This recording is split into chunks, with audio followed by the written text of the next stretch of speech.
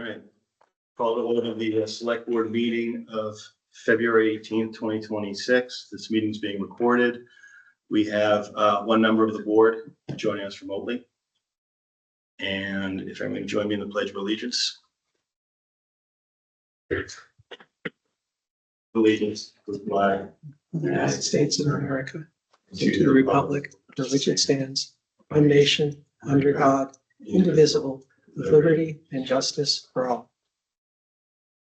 Before we move, I don't know, Carl, if you want to call your meeting to order. Yep. I was busy trying to log into Outlook because my computer forgot the password. Okay. Yes, my name is Carl Hummel. I'm vice chair of the Finance Committee. We are calling to order a joint meeting with the Mendon Select Board on Wednesday, February 18th. Roll call of members attending. My name is Carl Hummel. Billy Haddad. Ron Zamuto. Yep. Okay. Okay, community events announcements. Anybody have anything want to bring forward? Either in person or online? As I look around, I see no takers. So we'll move right on to community announcements. We have a few there. First, wanted to recognize, I think we mentioned this in our last meeting, that Katie Mott's been given her notice, but today's her last day. So just want to take a minute and she's not here, but thank her for the time and the support she's given the board and the select board office in her time here with the town. She's been great help and wish her all the best and good luck in her future endeavors. Definitely. Thank you, Mike. And this is Rory Chrisfeld, Assistant Town Clerk. So she's going to be filling in a couple hours as we transition to whoever the next person in this role is. But Rory will be attending, taking some minutes for us, getting the meeting set up, sending some stuff out to you all. So. Thank you, Rory. Welcome aboard.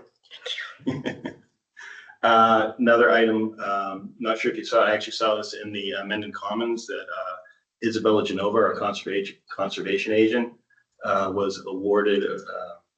was named the Conservation Administrator of the Year by the MACC, which is the State Conservation Commission. So huge kudos to Isabella. Congratulations. And I think there will be some details on there will be a ceremony, I believe. Yeah, sorry, I had it up. So yes, she was awarded Administrator of the Year from the Association of Conservation Commissions. The award ceremony is February 28th at the College of Holy Cross in Worcester. I believe it's in the morning. I don't have a time for it right now. But so she was presented to an individual who's made outstanding contributions towards environmental awareness and resource protection in Massachusetts. She started here in 2023 after she graduated from the University of Vermont and majored in environmental science, and is a graduate of Nipmuc High, and was nominated by Leah Bada Whiting, a conservation commissioner. And for the final two announcements, Chairman, I'll pass it to you. Yeah, both of these are related. So community project funding, federal congressional earmarks. I will note Jesse Curl of Finance Committee just joined as well online. So community project funding, this was paused in fiscal 25.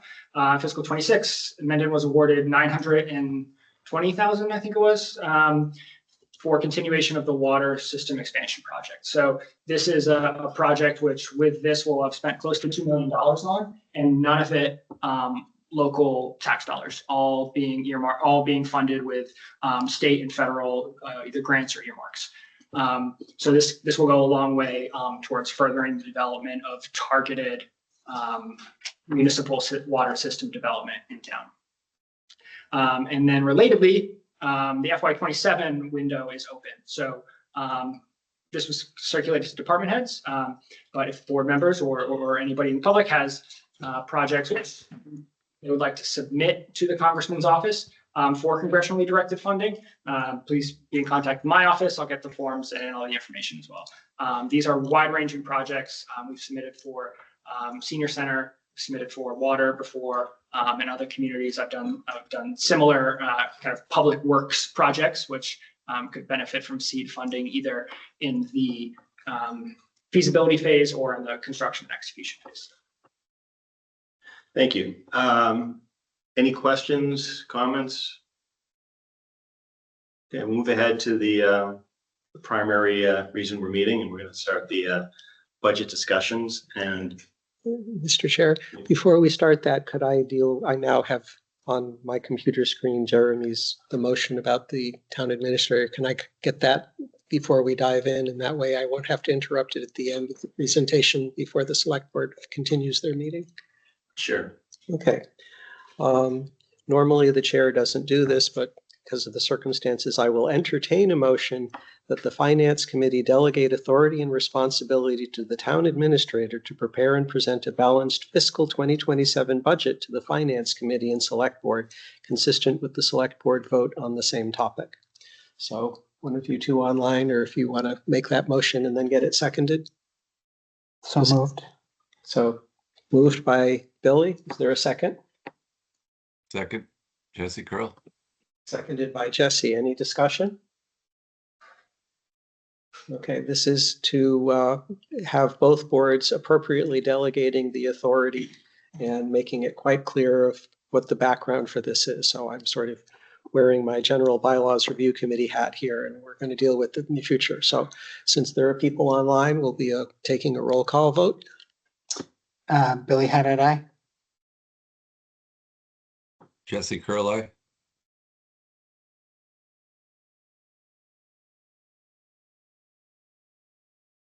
Ron? We're not hearing. Ron Zamuto, aye. Thank you. And Carl Hummel, aye. Motion passes unanimously. Thank you. Back over to you. Ron Zamuto, aye. Yep. Thank you. Back over to Jeremy. All right, awesome. So I'm going to share my screen here. I circulated a memo to. No, hear me? Can't hear me now? Yes. Yeah, we got can you. So I circulated a memo to both committees and then forwarded along to department heads too, so they knew what we were all talking about. So I just want to go back. In December, I wrote to all department heads and said, by definition, these budgets exist on a knife's edge, right? We fund everything we can each year, and that's kind of where we're at right now. So we're kicking off today, looking at meetings next Monday, Tuesday, Wednesday. We'll kind of talk about that at the back end after these presentations. I just want to give a kind of state of play. Revenue, we have property tax revenue makes up 87% of our general fund revenue. We have new growth at about $175,000 estimated at this point. That's after a conversation with the principal assessor and looking at building permit data. It's conservative and it's lower than previous years, but some of the biggest new growth has already happened with the Cape Road. Ooh, too much. Sorry, I was trying to make it bigger. With the Cape Road warehouse having come online. So 175,000 is what we have here. And then this assumes using all of Proposition 2.5 levy. I presented to Select Board a few months ago that there was levy left on the table the way we did our tax recapitulation this year. That isn't gone forever as a revenue source. It's just gone in fiscal 26, and it's part of our base on which 2.5 is then applied. So we're creating a budget which captures that untaxed levy in fiscal 26. Local receipts is kind of where we get to lean on stuff to right size. So for the past 2 years, we've seen what I think is too much free cash as a percentage of our budget. We should be capturing that to the extent known within our operating budget, so we can appropriate that and spend it and make it structural rather than have it fall through to free cash and then it be treated as one time when really it's a structural surplus. The biggest driver there is an interest in investment and interest income. This is driven by the former finance director, treasurer collector, and has been executed in a similar vein by the current one about kind of putting our cash position to work in ways that it previously wasn't. So think, having it in a high yield savings account or CDs or things like that, rather than just sitting in a checking account sort of stuff. There are some pretty strict rules on what we can do with our cash, but we have a lot of it over the course of the year. So putting that to work has been a big driver of free cash recently. So that's increased here. Motor vehicle excise is kind of habitually below actuals. Same with meals excise, license permits, and cannabis excise we don't have a long history with. So these numbers I say in my narrative, but in speaking here, it's budget to budget. So that's a fiscal 26 budget to a fiscal 27 budget. So the overall budget for fiscal 27 is $2.8 million, which is actually below what our actual collections were in fiscal 25. So I say that to say we're still being conservative here. The fiscal 25 actuals were 3.1 and the fiscal 27 budget is 2.8. State aid doesn't mean much for us. It was up 2%, $600 and something thousand. It's not going to move a lot. And then there's excluded debt. So everything I talked about is our regular property tax levy, and then debt that's excluded from the Proposition 2.5 limits. We tax the exact amount of principal and interest that's due this year related to those bonds. And when those bonds mature, when those debt payments go down because we don't have level debt service, we have level principal payments, that tax goes away. Not included in here is MURSD's excluded debt assumptions. I got that in between sending this memo and this meeting, so I don't have that in here. But they borrowed $9 million in the form of long-term debt. We're still a moving target on expenses right now. We have one union, which we just wrapped up our second negotiation session today. And I still have a number of individual contracts, which aren't yet agreed to or signed for non-union folks. So there's going to be a lot of, this isn't ready to present yet. We know generally where it is, and I'm carrying the assumptions in my budget, but I don't want to give away the game and present it publicly right now. Generally, we've got a small surplus, less than $200,000 range, and have almost $500,000 worth of asks for that. Again, I did something similar to last year where I said, ask for it. We're not going to fund it if you don't ask for it. So it's driven by 4 major requests, 2 of which we'll talk about tonight, 3 of which we'll talk about tonight. 2 additional firefighters, so the chief can talk far more intelligibly about that than I can. I will just cost it out once we know what it is. So he's here, we'll present on that tonight.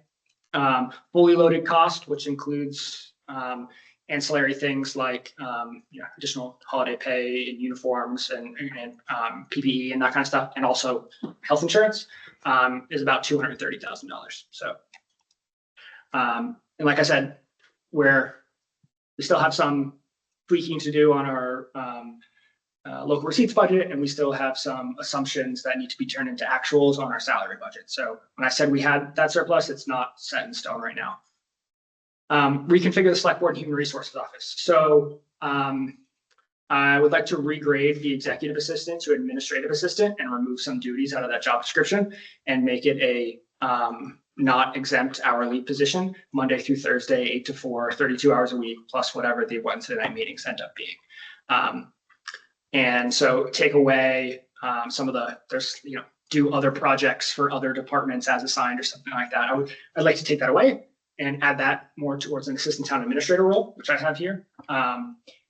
And also a 32-hour-a-week position, which would be an exempt position. So no, marginal cost for them attending meetings or anything like that. That would be salaried rather than hourly. And right now we have a 24-hour-a-week human resources coordinator. I would roll some of those roles, some of those duties into the assistant town administrator as well, but still have I say 16-hour here. It's kind of up to, that's 2 full days. So whether that's a full day and 2 half days or whatever, but I have 16 hours. That's debatable. That's up for discussion. Instead of the 24-hour week. So this would be on and off health insurance, retirement, processing deductions, things like that. So that's roughly $35,000 additional between those 3 moves, plus any benefits if the administrative assistant is already budgeted in the benefits budget, but the assistant town administrator would be a new full-time position eligible for benefits. The next one, Chief will also talk about executive assistant to the fire department. So right now, after dispatch was regionalized, use some of that savings to hire an executive assistant, shared between the police department and fire department, which currently sits at the police department and does a lot of day-to-day stuff there and mans the window and things like that.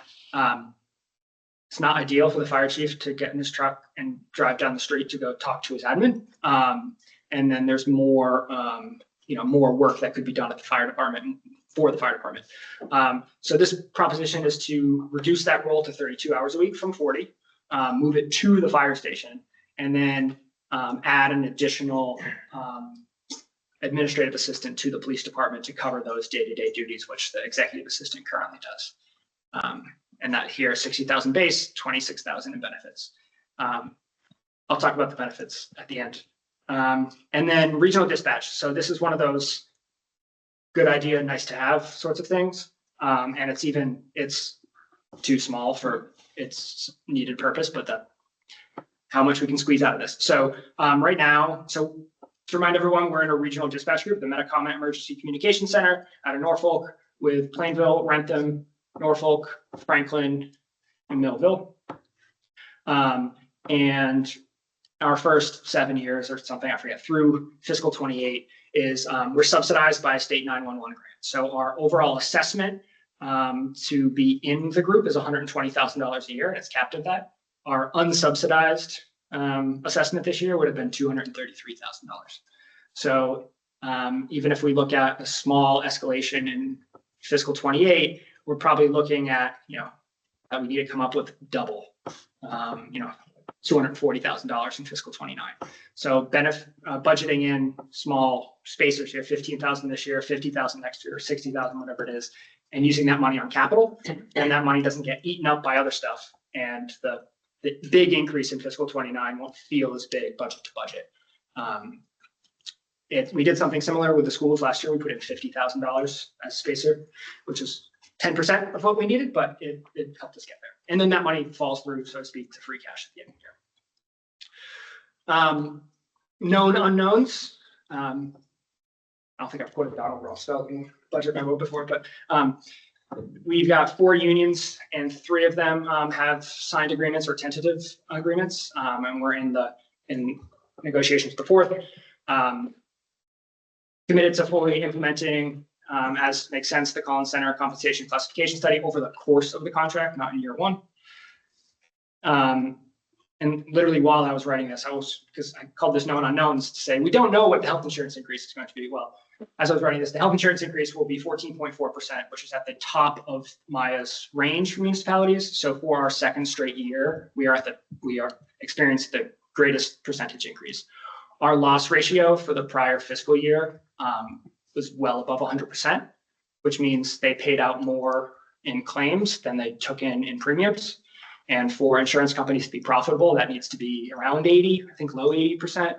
And we were at like 130, something like that. So not a surprise when you dig into it, but still we're exploring some alternative options. But much of that would need to be impact bargains. So the way we budget health insurance for these additional positions is we've got 3 plans, a PPO, an HMO, and a high deductible. There's not a lot of people in the high deductible plan at the moment. We're trying to come up with ways to incentivize people to go from the expensive one to the less expensive one. But what I do is I take the average of the PPO and the HMO. I don't use the high deductible one. I take the average of the PPO and the HMO individual and family plans, come up with one number, and use that as an estimated cost for new employees. I don't know who's going to take it. I don't know what plan. I don't know if it'll be individual or family. So that feels like the most reasonable way to do it. BVT, the Regional Technical High School, they're going to be joining us next week to talk about what the lottery admission system means for the future of funding requests. Right, it doesn't mean anything for fiscal 27. So all schools in the Commonwealth use the October 1st enrollment date from the preceding fall for all their funding requests and obligations. That's what drives our minimum local contribution. That's what drives Chapter 78. So we know our number. So the October 1st enrollment date, enrollment data, we are down 1 student from the previous year. So that helps in terms of what our assessment will be. And then the lottery will take place for next fiscal year's responsibility. Superintendent Steele will talk more in depth about that, but the takeaway is we will have less students at BBT than we currently do through the lotteries. But that's a multi-year project. Right now, I said I'm carrying $1.6 million in the budget right now, which is $100,000 or 6% increase from the year prior. I talked to the superintendent on Friday, and that number will likely be 1.55 or less. So found 50 grand before we even started. And he'll dial that in as they go through their own budget process through March. And I'll get to that in a sec. And then NURSD, I'm carrying $570,000. Our minimum local contribution is about $602,000 above what we did last year, which is kind of doable within this budget. But they have their school committee budget meeting on Monday, and then we're looking to have a multi-board meeting, which we'll talk about at the end of this meeting. Initial conversations, they were looking at asking us for $2 million over what we did last year, which is not doable within Proposition 2.5 levy limits. So how we fund that is would be a question, should it be that large? But once the schools are here and we see how that fits in with everything else, we can talk a little bit more about it. So we're in a good position to do the things we've always done. We want to do a little bit more. We want to invest a little bit more, and we want to plan for the future. And those have some difficult decisions to it. But we're not in crisis mode. We're not in cut and layoff. We have some ability to continue to invest, which I know staff has appreciated between equipment or hours or professional development or things like that. I think it makes for a better workplace and a better workforce. So that is my introduction. Thank you. Any questions on Carl? Yes, first, healthcare. How many hours a week is the break threshold for getting healthcare from a town job? 20 hours a week. Okay, so Sorry, let me asterisk that. Regularly scheduled 20 hours a week over the course of a fiscal year. So Rory works for 15 hours a week or something right now. If she works 21 hours a week this week, she doesn't automatically qualify for health insurance, or whatever the math is. But it's regularly working that over the course of the fiscal year. okay, so the reorganizations and the other ones you had at the beginning are all 32, and those would be getting healthcare. So currently, the executive assistant is a 40-hour-a-week position, so that's already Right. getting healthcare. Yep. And so it would keep that benefit eligible, reduce the hourly obligation, and then add an assistant town administrator, which would create a new benefit obligation. Because of individual circumstances, we currently have a 24-hour-a-week human resources person who was construed as not benefit eligible to begin with. I'm not quite sure how that was arrived at. Just before we keep going, if you got questions on any budgets that we're actually going to go into detail on, do you want to hold those questions? There, yeah. Yeah, I'm going to hold those until later. Which union is left? Town hall. Okay. And healthcare, you said our claims are high, and that leads to our being maxed out on the premium. So is one of the things you're looking at more wellness activities? We have a lot of that. Yeah, I see them in my mailbox. Yeah. Some of it is driven in prescriptions. So our members know this. So Blue Cross Blue Shield Massachusetts is no longer covering GLP-1s as of January 1st for weight loss associated reasons, because our plan year goes to June 30th. They're still covered through June 30th. For organizations with more than 70 subscribers, something like that, you can request a rider and have an additional premium increase to then cover GLP-1s. We're not big enough, so we're not even eligible for the rider. So and because we're so small, we get I can't even look at anonymized claim data because we'd be able to tell kind of. Yeah. So we don't get that. We just get bottom line number. But some of that is attributable to GLP-1. So a change in that would perhaps help our loss ratio and future fiscal years. And this is more for next week, but the spacer amount that you're proposing, is that going to be a warrant article? No, it'll just be part of the budget. Okay, Because I would want to spend it on capital throughout the fiscal Okay. year. So it'd just be like any other budget. I have a question just more for clarification. So state aid is going up 2%. Is that pretty typical? Because it seems like it's a shrinking percentage of the budget. So our other revenue sources are growing at larger than that. So when that, yes, it is very typical. So as that grows at a lower rate than everything else, its proportionate share gets a lot smaller. I will say it's been so steady that I had when we were doing collective bargaining negotiation prep, I had a number for state aid, and I was within like $860 or something, like a 0.1%, because it's been pretty. It's nice, although it would be nice to be wrong in Right. certain directions, but so I mean, 2% has been typical for the last few years. So to remind everybody, the MMA put out a report called Perfect Storm about the precarious state of local finances, and then followed it up with their advocacy report saying navigating the storm. And one of the big takeaways is UGA, unrestricted general government aid. If we go back to pre-financial crisis and say what percentage of the state budget was that, and if we took that same percentage and added it now, the state would need to add $350 something million to UGA to get to that same percentage. That did not happen in the governor's budget. So we'll see what the House Ways and something I wrote in here but didn't talk about. So for everyone, the process is the governor submits her budget to the House, spending bills start in the House. House Ways and Means then largely ignores that and puts out their own budget. And then Senate Ways and Means takes the House budget and does their own thing. And usually Senate Ways and Means is more generous in their cherry sheet and their revenue to towns. So I've always liked to build a budget off of the House Ways and Means and then be pleasantly surprised once after Senate Ways and Means, they go to conference committee and hash it out, and then you get the final cherry sheet numbers. Cherry sheet is a list of state revenues that used to come out on a cherry colored sheet in the 60s and 70s. So I like to build it off of the House number. We have a governor's budget number right now, so we may see a few $1,000s more, but insignificant to balancing the budget. Thank you.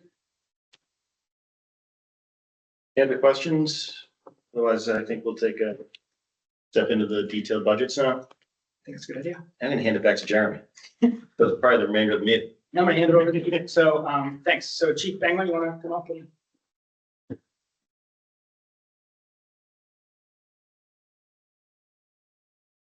I'm gonna spend my mic back to you guys. So. So right now, I'm sharing on screen, it's just the fire department budget. So this shows fiscal 26 adopted.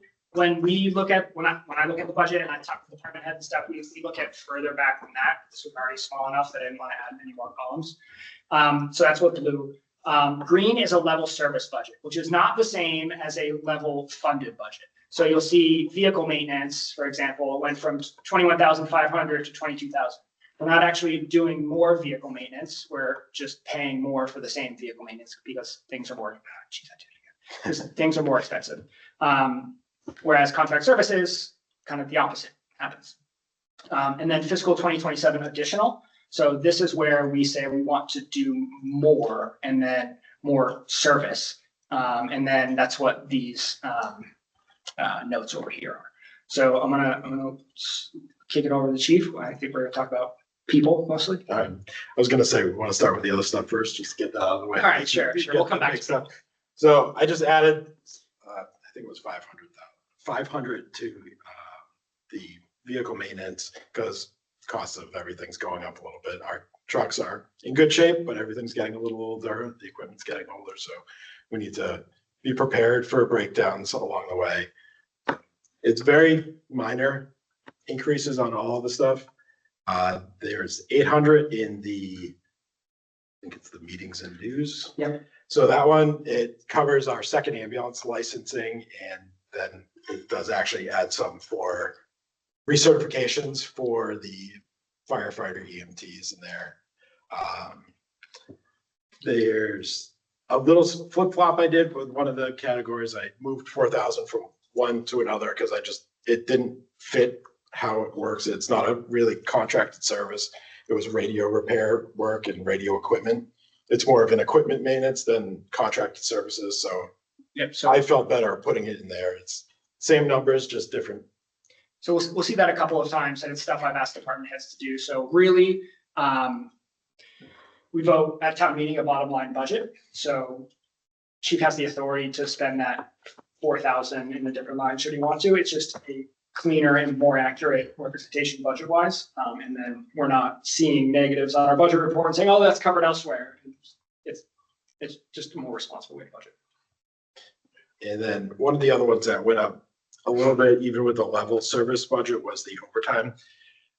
With the, I can speak on this, right? The contract is signed. Yes. With the new contract, they switched from a 48-hour work week to a 42-hour work week and kept generally the same weekly. So that makes their overtime rate go up a little bit. It's calculated exactly the same as last year. So it increases a little bit more than normal with the step increases and just because of the flip of the 48 to 42. And then the big ask this year was additional positions. This is the first step working towards more appropriately staffing the fire department with career members. This would bring us to hiring 2 positions would bring us to 2 shifts at 3 a shift. This would allow us to do more than we're currently doing. Right now we have 1 shift that's at 3 because of the 48-hour work week. It's not as clean as the 42, but we've been able to do a lot more with those 3 people working. Even yesterday we had a critical patient and it took the 3 people working and myself to get this person to the hospital. And there was no one else that came back in for that. So unfortunately, we were able to do it with people that are working and we happen to have 3 on shift. So it was convenient, including myself as the 4th. Just because the chief brought it up now, we've talked about it in executive session extensively, but I've talked about it with FinCom and whoever's listening to. So Mendon has currently has a 48-hour week fire department schedule, which means each member works 2 24-hour shifts within a 7-day period. The more typical way, and the way that scheduling software works, and we had to kind of rig it for a Mendonized way. The more typical way is over a 4-week span. You still work your 24-hour shifts, but you work an average of 42 hours a week. The best way I can wrap my head around it is you think of their week as 8 days, and in those 8 days, they work 2 shifts. So it works out to be an average of 42. So what we did in the contract was keep their weekly take home the same as if they were working 48, but now they're working 42. So the budget to budget cost wasn't much. It was a small COLA on top of that, but they're essentially getting the same pay for fewer hours worked. And now that in one quality of life issue or quality of life improvement, and then 2, we're able to staff up like Chief was talking about to get 3 shift. Do you have, and just on this, in case I'm not following, these are budgeted to budgeted year over year. Is there any expenditures displayed here? Like how much did the department spend by line item? No, I sent around in this same email, I sent around a year-to-date budget report. So it has what we spent so far this year, but I can easily send it. I will before the next meeting, kind of a year-end report for fiscal 25. It says here's what we spent. Okay, thanks. Carl? Yeah, I want to talk about the overtime line where it's going up. If I heard you correctly, it sounds like the number of hours that are being budgeted as overtime is remaining the same. It's just that as part of the new contract, we're going to give people a little more money for those hours. Yes, their hourly rate increased, their Right. weekly stayed the same. So Right. then their overtime is 1.5 times. Okay. their- So it's just, Which is something we talked about. It wasn't a surprise, right? Something we talked about as part of the calculus. Right. I'm sorry, So this is expected as part of our contract with the union, fire union. Okay. And I think it's part of a broader, from the board's perspective, you've heard a lot about the comp class study. And that's not just about salary, that's just about it's a competitive study. So I think Mendon is the outlier in terms of 48-hour. Correct, yeah. So we are doing things, not just in salary, but in work-life balance to say, how do we make ourselves more competitive with the surrounding communities? And I think the union and chief's been sort of front and center here to say, I think the 48 versus 42 hour is a huge, I won't say issue, but it's something we should probably look to address to remain competitive and maintain the folks on staff that we have. I think along the same lines, the additional staff, if you could talk a little bit about in plain speak. Not that, no, I'll try. When you've talked about this before, there are things I never realized when you talked about, we had the 48-hour shift and the former staffing levels, you had 2 people on. Correct. So to those people watching, what does that mean when you have 2 people in the station? 2 people working can cover 1 call. That's it. And if it's an ambulance call, they are out of town for up to an hour, if not longer. Yesterday we went to Worcester. That's at least an hour and a half, 2 hours out of the station. So there's times where there's no career staff at the station. So adding that extra person would have someone in the station able to respond with on-call people or mutual aid people coming in. It's something we've talked about before. In that situation where everyone's in Worcester, right? The town is covered by on-call personnel, career folks who would respond from home, and mutual aid partners, which we rely on and they rely on us. You know, mutual aid is mutual. So there's not a situation in which nobody would be here to respond, but the response time is considerably slower if people are responding from home or a different town rather than someone on ready there at the station. So I bring that, I wanted you to say it that way because I think this is thematically across from the positions the board has taken, and you guys can correct me if I'm wrong, and Jason, you too, but I think redundancy, single points of failure, things like that, that's from service standpoint or things we want to look to mitigate. We can't eliminate it, so we can't have a person for every person that works here. That's not true, but where we can add some level of redundancy or staffing levels that can help mitigate risk in those ways, those are things you'll probably see in other departments as well as we move forward. And the 3rd person working, if there's a fire or a fire incident, it's 1 extra person there right away, not having to come from home to the station, to the scene. So it speeds things up. There's the 2 in, 2 out. I know I've spoken about it quite a bit. And at any point when you enter the dangerous situation, immediately dangerous to health and life, you're required to have 2 people inside the building and 2 people outside the building. That's an OSHA regulation. So if there's even as little as a CO incident, if there's readings about 35 parts per million inside of a building, technically you're not allowed to go in there until there's 2 people outside for every 2 people inside. So adding that 1 person gets us closer to getting that. And I'm around almost all the time and I'm usually on the call. So I can make up that 4th person.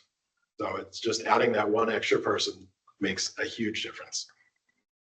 I think the other theme you're going to see is we're not looking at just year-over-year changes. This is actually the first step in what we see as a multi-year approach to get staffing levels where we think it makes sense. So I think the number we're looking at over a period of 3 years is 4 additions, of which these 2 are the first 2. And we're adding 2, not 1, because for onboarding reasons, for scheduling reasons, it makes more sense for the fire department rather than do 1 to do 2 at a time, take a year off, do 2 at a time. Otherwise our shifts are a little lumpier. We've got to redo training. It helps with recruitment too. If someone sees us hiring 2 people, they can see that we're working towards getting to more staffing quicker. So that's another aspect of it. Jesse, and then Carl. Hi, thanks. I think I asked this question a lot because Mendon only has 6,500 people, but how do we compare staffing level wise on all emergency services compared to the rest of, not really the country maybe, but Massachusetts, I guess, per capita, per 1,000 people? I'm curious how we compare to our peers. I can't say per capita, but for our area, we are one of the lower staffed. So Hopedale just recently hired 3 more to get to 3 a shift, which they'll be going fully 3 a shift in July, I believe. Blackstone's at 3 a shift. Bellingham has 8. Uxbridge has 5 a shift right now with a bunch of daytime staff. And everyone around us has a little bit more than we do. We are not as busy as the Uxbridges, the Northbridge, Bellingham, but we do a fair amount of calls and we're fairly busy for the staffing that we have. In the past 10 years, I looked it up earlier today, there's been a 53% increase in our call volume. And over the last 5 years, 32%. So we're steadily getting busier as we go. I think we could, the comp class study, the raw data, recent data I sent you, we have population staff, and you could probably come to a reasonable representation of per capita. That's actually a good stat to share. So Yeah. we should probably work towards that. Yeah, I will say there's kind of a floor when you have 4,000 or 6,000 or 7,000 people, like having 3 a shift for the benefits that the chief talked about. So your per capita and smaller, there's kind of a cost of doing business, and we think that's the 3 a shift. But yeah, we can. It's also hard to say across state because if you go east of us, almost all of the fire departments are fully career. You start going west, they're more combination, some volunteers. We're a combination department. We have currently 8 career and 16 on call. The reliability of the on call is mixed at best, but we try to keep that number and keep the people active. Carl? Yeah. My colleague asked about per capita person. I'm going to instead ask about per house, per business, per giant 23 Cape Road warehouse. When you look at the size of Mendon and the fact that you may need to make a forest call or compare the number of houses we have and small businesses, is there a way to do a comparison of that against our peer communities and be able to say, we're below staffing for the number of units that you have to be covering? We could probably cover that in the calls.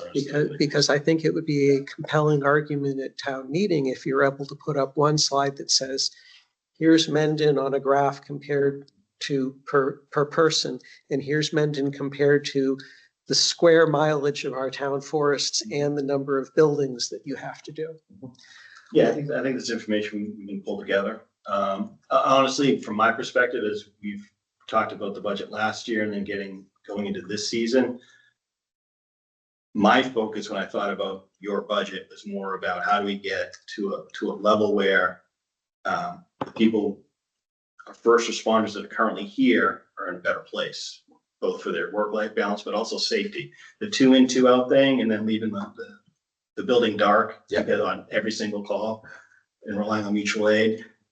That kind of gave me pause when I heard those stories last year. So The dark building too is also, that's part of the executive assistant move to the fire station as well. Not that the executive assistant responds to fire calls, of course, but like, you don't have to lock the door when you leave, right? There's actually somebody still in the building. What is the long range 10-year plan? Are you expecting to hire 10 people over, 2 and then skip a year or 2? Do you have a projection for what we might be looking forward to over the next decade for staffing fire? Not decade, but over the short term, I envision the request is 2 this year, none next year, 2 in fiscal 29. Okay. and I think that's a great question, because the other thing we're doing and we started doing over the last couple of budgets is we were trying to smooth things out. So it's not a spike year over year discussion, but we've got a framework of a 5-year revenue projection and expense projection in place that we can start, similar to the capital planning. We can say, okay, we can't do it this year, but maybe that's a 2-year commitment we can make. And that's sort of what we're doing with staffing and fire. So would you do a spacer next year saying we're going to go up halfway and then get 2 people? Okay. Hopefully, if budget allows. So It'll be in your proposal. yeah. So I have it here. So this year, so prop 2.5 increase for us. So if we just take our fiscal 26 levy limit and take 2.5% of it, that's $519,000. That same number next year is $537,000, right? Because it's additive. What I would, this will be this part of a larger discussion, but using kind of borrowing from future revenues. So using one-time revenues for recurring operations in this fiscal year. And then with the explicit, say we use $100,000 in stabilization or free cash for this or for other asks. Use that this year with the explicit intention of saying, but we're going to use next year's. Yeah, we're going to use next year's not new growth, but Prop 2.5, and we already know 100,000 of that is going to go towards fulfilling our obligations now. The other tool here would be to add these at a 50% rate so you can hire them in January, and then take the same thing. You're borrowing from next year's, knowing you're going to have them fully on the rate next year, but smoothing it for this year. Do you expect a warrant article saying hire 2 firefighters and then buy their gear? Is it just you're going to have that? It's just going to be in the budget. It will be very much, should this be recommended by select board, it will be very much called out in the narrative that this is what we're doing. I mean, I would expect similar to last year. I think Jeremy at DATM gave sort of a summary view of sort of the state of the state. I think I would recommend we do the same thing. Great. More specifically, here are the additives or the changes we're recommending and why. So it would be called out, and then it would be just within the line item of the. Because no one cares we're spending $500 extra in vehicle maintenance right now. We're not going to talk about that. I care. Come on. Would it be helpful if the finance committee took a vote and then said at town meeting, we approve of hiring 2 additional firefighters? Or is that not something that you feel we should be doing? Yes, you can do whatever you want. Yeah. I think it would be helpful if you presumably, hopefully recommend the budget. Yes. But if this is if this is the biggest thing, this is the biggest change year over year. So having an opinion on this explicitly, if it's possible. I mean, it could fall in the state of the state. You say, here are the summary of the changes we're recommending and the costs associated, similar to the line items. The FinCom can certainly weigh on that summary saying, yeah, we're in support of these actions. Now let's get to the details of the budget, go through it. That's makes sense. Elaine, you do? Yeah, so you mentioned this is a first step in getting towards further towards staffing goals, but I think actually it's a continued step because last year we added 1. I believe the request was for more than 1 and we asked for 4. So I think it's important to see this as part of that progression. So I just want to make sure that we're accurate. This is not a first step. We're continuing to work towards these goals. And I think, can you talk a little bit about, I know that even though it was only 1 full-time person added, I believe that it did improve the schedule somewhat. They're still on the 48-hour schedule as of right now, but adding that 1 person this year, they were able to, we have 1 shift that's 3 people. Mm-hmm. And okay. Our luck, all of our more serious incidents have fallen when those 3 people are working, and they've been able to get out the door with 3 people immediately and get to the patient, get to the house, and respond quicker because they're all right there. Great. And I want to mention too, again, we talked about this when we talked about the MOA, but so you're able to move to the 42-hour week just with your current level staffing. Correct. You just wouldn't be working towards that 3 a shift.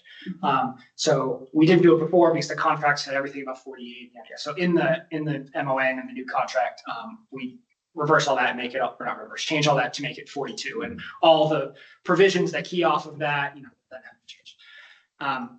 What's an MOA? Memorandum of agreement. So Between the union and the town? correct. Okay. Yeah. So the select board signs that, and then we integrate that with the contract, and then we sign an integrated contract. And if you integrate it each time, it's much easier rather than having a 45 MOA. But what I do want to say is the union, went from 48 to 42 hours. So yes, they're working fewer hours, but they agreed to a 1% cost of living adjustment year over year. So their take home absent overtime, which we talked about, but their take home will go up 1%. They had said last year to Elaine and I, and the chief had come here and said it, and then they said it when they started, that staffing was more important to them and adding people was more important to them than their take home pay. And they put their money, or not their money, whatever, where their mouth 1% is pretty low. to say, you know, they've got, I don't want to say skin in this, but they've shown their commitment as well. And I was really happy to see that, really proud of the relationship that Chief's been able to develop with his staff and how the negotiation went. Any other questions for the chief? I do have one. I have questions, but not about the 2 firefighters, but about the executive admin stuff. If you- Okay, yep, go ahead. Sorry. So I don't know if everyone's aware, but my executive assistant was hired, like Jeremy said earlier, when dispatch went to the regional, and she was hired with being the executive assistant with police roles. She's in the police station currently, so it's not super efficient to work. Calling her on the phone all the time, driving paperwork back and forth between the 2 stations. I think I'm here probably 2 or 3 times a day. Yeah. At times, it's just driving back and forth. And if I'm not here, or if I'm here, I'm not there. And having her face to face, it would be fantastic there. There's times when the crew's on a call and I'm the one that's answering the window, taking away from what I'm trying to do, and keeping my focus is usually tough anyway. So just going back and forth, issuing burning permits and everything. So having her there would be a huge step into improving efficiency.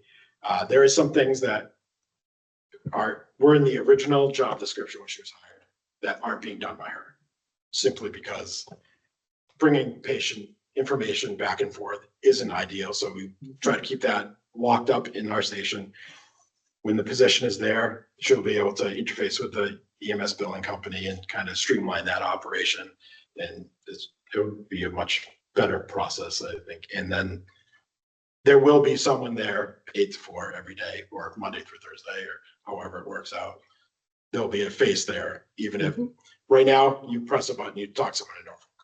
Yep. If there's someone there, it's a much better. My question may be more for Jeremy. If I'm reading your note properly, after the reorg, the fire department would have an exec, but the police would only have an admin. So what's the discrepancy there? So the police department have an executive assistant. Oh. And then there's also there's one executive assistant who's wholly police and one executive assistant who's shared police and fire. So this would take that shared position, executive assistant, and put it in the fire department wholly, 32 hours a week, and not split duties. And then backfill it with a lower graded administrative assistant. Okay. Because it will be doing more of the police reports and records requests and answering the windows and more administrative to run an office and building sort of tasks, rather than the higher level executive assistant, which helps run the department. Okay, so there already is a police executive assistant, so you're hiring them an assistant with this in effect. Yeah, so right now we're going to go from 2 FTE to 2.8 FTE. Keeping 1.8, going from 2 executive assistants to 1.8 executive assistants, adding 1 administrative assistant. FTE, full-time equivalent. Yeah. That I recognize. Was that? Yes. Chief, just last time we talked about adding heads, there were some state grants you were pursuing. Are you still pursuing? The federal grant, the SAFER grant. Yeah. Since that is unknown at the moment, but we will Put it there, you'll go for it. Yep. Adding positions will look better for that grant too. It shows that the town's working towards getting to more adequately staffed department. So if it's there, I'll put it there. Just want to follow one reduction here, and just to follow up on something that the chief and I missed last year, just call out that we have it here. So the fire leased vehicles, the bottom there, that's ambulance lead. No, it's the Tahoe's up. What's the other one? The engine. So we have the engine lease and the Tahoe lease in fiscal 26. That's the 75,557, the first number on the left there. And that's the number that the chief and I missed. And we went and got supplementary appropriated at special town meeting with new growth. The Tahoe lease is up this year.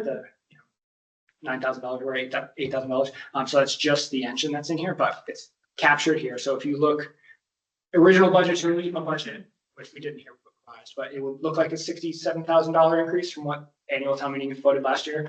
But really, we're accurately capturing it down.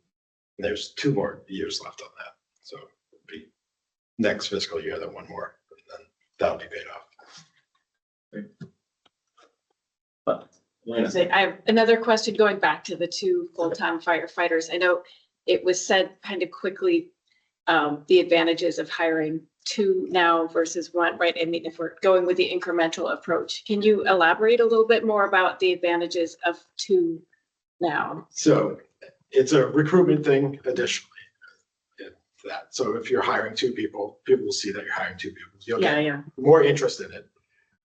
If we were to hire 1, we would have 1 shift where it would be 3 a shift, then 3 that we wouldn't.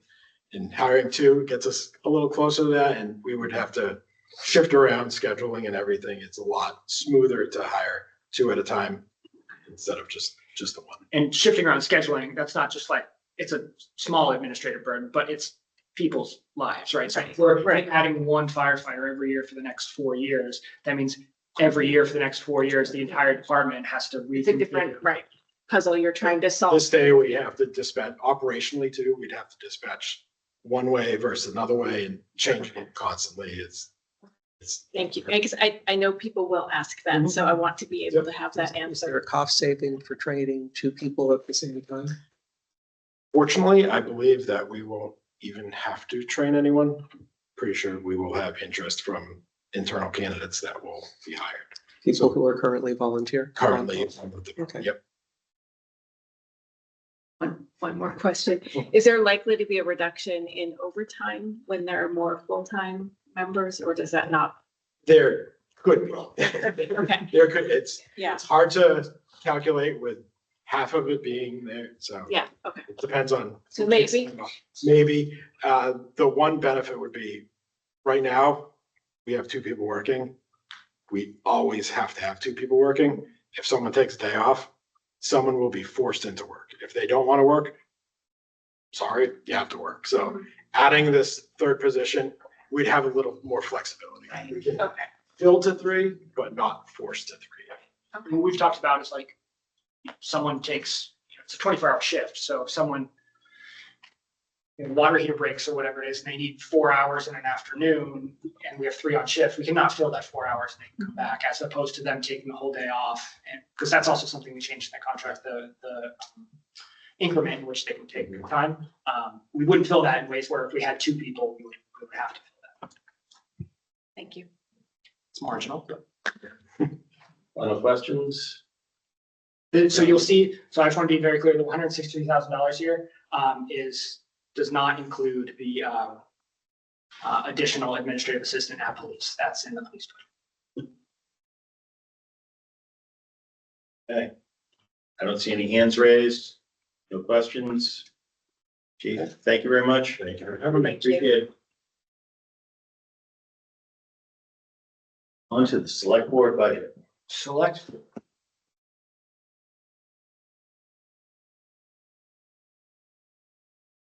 So this is, actually, I should say, this is not what you vote on, but that should say 74.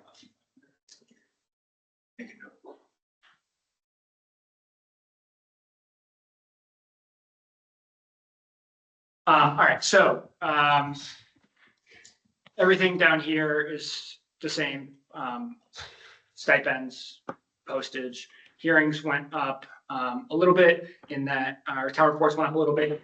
We overspent that last year. We had, same thing before, we had surplus elsewhere, but adding to that line to mail out the town report and warrants. Supplies, buy stuff, meetings and dues, largely MMA stuff.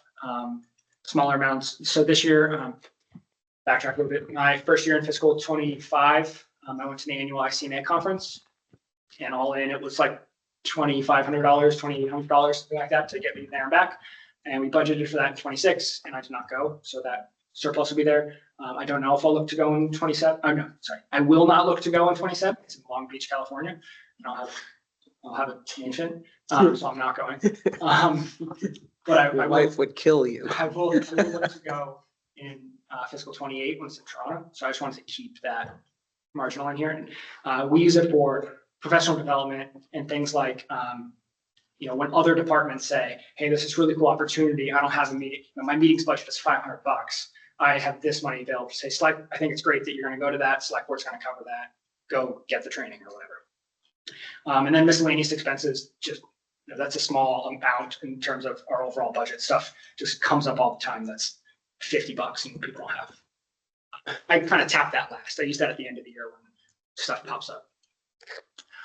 Salaries, wages. So these, this is conditional. So kind of the waterfall effect.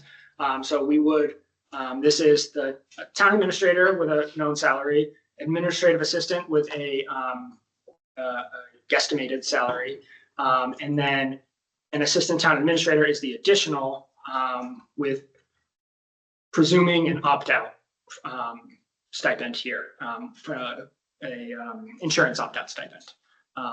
So wanted to budget for it in case that we had to pay it.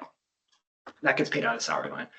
To remind everyone, if you don't take town insurance, we pay you $2,500 a year, which equates about $96 a paycheck or something. And that is in lieu of paying $25,000 a year in premiums. So it works out well for everybody. What this assistant town administrator role. So right now, I went down to, I think 14 direct reports after we consolidated inspectional services. But just doing my one-on-one department head monthly meetings, like takes a week of my time. Just we are very flat, and there is not a lot of redundancy and continuity built into the structure. I think the town experienced that in a year worth of interim town administrators. And I want to be very clear that an assistant town administrator can be somebody who wants to be the next town administrator, but even in the event that they don't want to, should they survive the tenure of the town administrator, they provide that continuity to the next administrator. So this is someone who I would look, I'll share an org chart as well, but I would look to roll up departments. So I would look to roll up human resources, council on aging, library, maybe parks, maybe not, into this and have that be the direct reports for the assistant town administrator, kind of human services sorts of things. And that would take some direct reports off of my plate, which has been great with the inspectional services coordinator. That's who building, conservation, and planning and health, same person, but report to. So now I just have one point of contact when I want to get information to all of them. When one of them has an issue, they have another level of management to work through it first, to have an advocate, and then also to kind of streamline services for residents and businesses who come in and deal with all those departments. So like I said, I don't have a clearly defined number two in town. And I will be able to farm out kind of more project-based stuff in ways that with an executive or an administrative assistant, that's kind of keeping the business going, keeping the office going, but saying, drop licensing or drop bill paying and do an analysis on, whatever select board asked me about on Wednesday, kind of isn't in that job description. Mill Hill's hiring assistant town administrator, which is was surprising to me. I think it's more of like a more empowered executive assistant. But I think it goes to show, you can watch their recent and somewhat contentious select board meeting on the topic, but it goes to show how much comes through my office, but also the varied nature of what comes through my office. I joke with friends all the time that, I just read off the 6 meetings I had today, and they're about seemingly 8 different things. So being able to kind of control a little bit of that and put it on another level of management, I think professionalizes our operations a little bit more, and then allows me to go deeper into the stuff that I am passionate about, mainly tightening up our procurement operations around here. That's just something that's nice to have and haven't gone to, but that every month being able to dive more into that. So this is important for me. It's not, it's not a negotiable. It's not, I need it this year, or I need twice this amount of money or anything like that. I think it's important, and I think the town needs to have it in the very near future. And I think this year, with kind of the not the continuity issues, with the turnover in some staff that we've had, with the amount of HR related stuff that I've been dealing with on a daily basis, having this additional professional level would be a great help. I think that this is not a new idea, honestly. So we as a board have talked about organizational design going back 3 years probably. I think this was also something that we recognized at that time before Jeremy joined us. From my perspective, I think we even bandied about last year, possibly pursuing this type of level, only because we saw the amount of work and responsibility we're putting on Jeremy's plate when he joined in his current role. And I think this speaks to redundancies we're looking for, but I think it's going to speak to acceleration. So every time, we've done our quarterly goals, and I hear Jeremy say, well, he's a hard marker on himself. He says he can fail. He just hasn't gotten to it yet. So I think that, this type of, that and headcount direct, that ratio is crazy right now. That doesn't work for me. So big fan of going this direction, because I also think the way it's structured and nets out and consolidates responsibilities, I think this is a really good direction to go in. So we had a couple of questions. I'm going to go to Carl first. Okay, thanks. We're working on a town administrator bylaw. Would the ATA be mentioned in there? No, it would just be a position that the town administrator appoints. Okay. Would the ATA act as town administrator when you're on leave or on So vacation? the town administrator bylaw has the draft bylaw has two provisions in it for absences within the town administrator's office. So if it's a leave of less than 30 days, I would appoint somebody, town administrator will appoint somebody as interim and file a letter with the select board that says, I've made this person interim town administrator. And then the select board can say, no, we want somebody else to pick somebody. And then if the absence is greater than 30 days, and incumbent expects to be back, like on a paternity leave, and they would come back, I would file a short list with the select board and say, I think you should pick these people as interim town administrator. And then if it's, I leave entirely, then the select board just picks somebody. I think in every one of those instances, if there's an assistant town administrator, the assistant town administrator gets appointed interim town administrator. But should there be a vacancy in that role at that point, I wanted to leave one, the assistant town administrator doesn't exist when I wrote the draft. But two, I also wanted to leave the flexibility to be able to appoint, the library director, interim town administrator. Elena? So, we've talked about this for a while, and I support the idea. And I think one point that's come up sometimes related to this is there might be more opportunity for a town administrator or assistant town administrator to pursue grants and other outside funding, because I know that it's a lot of work to seek those grants and to administer those grants. And so I think, in terms of like the cost benefit, that there's potentially more opportunities for income so. Yeah, I think that's a great point. Thanks for bringing up that our grant process is entirely decentralized, and if departments want to go for something, they kind of go for it. We don't have a grants manager, and perhaps if we build out a financial team, like a part-time grants manager that's supported wholly by indirect costs on grants is somewhere with it, but we're just kind of so far from that right now. We don't have the the volume of grants to do it, but yeah, that would be a great individual project or individual responsibility for this role. Or free, right, yeah. Which is more likely.